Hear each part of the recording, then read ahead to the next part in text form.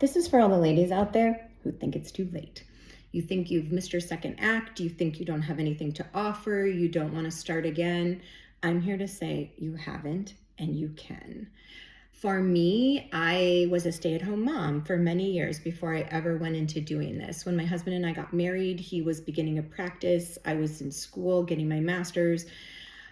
Shortly after that, I got pregnant. I was working for a nuclear power company. And when we finally had our daughter, what we realized, young and naive, was that all the money that I would make would probably go to childcare.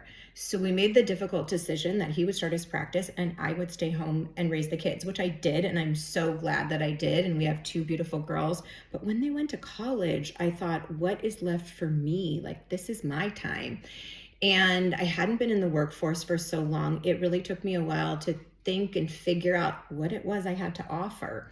And every house we had lived in, I had renovated and we had sold and made money. So I thought, hey, I'm good at that. So I simply went back to school, began to study. I started a blog and I printed a card. That was really it. And it was terrifying and exhausting and exhilarating and really filled my cup, actually. There was finally something for me. What the client said to me that spurred my interest also made me think about my humble beginnings. And I said to her, I was in a million rooms I didn't deserve to be in. And I had to work to deserve to be there. And I just did the work. And I think it's pretty simple and maybe a lot simpler than you think. I just started. I just began. And that was almost 15 years ago. And now I have a beautiful office space. I've been in lots of magazines. I've had some real success.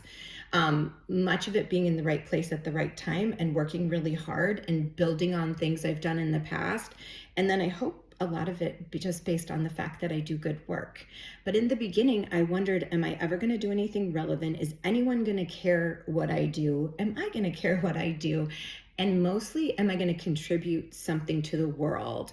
And so I feel very grateful that I was able to choose something where I do feel like I make a contribution.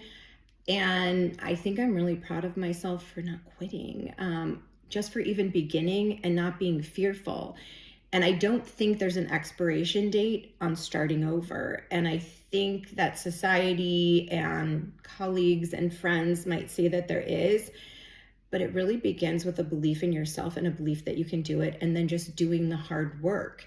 And so my challenge to you is to really search yourself and see, is there a burning in your soul to do something that makes you feel alive? Because for me, there was. And building a house and completing it for a client is one of the most fulfilling things I've ever done.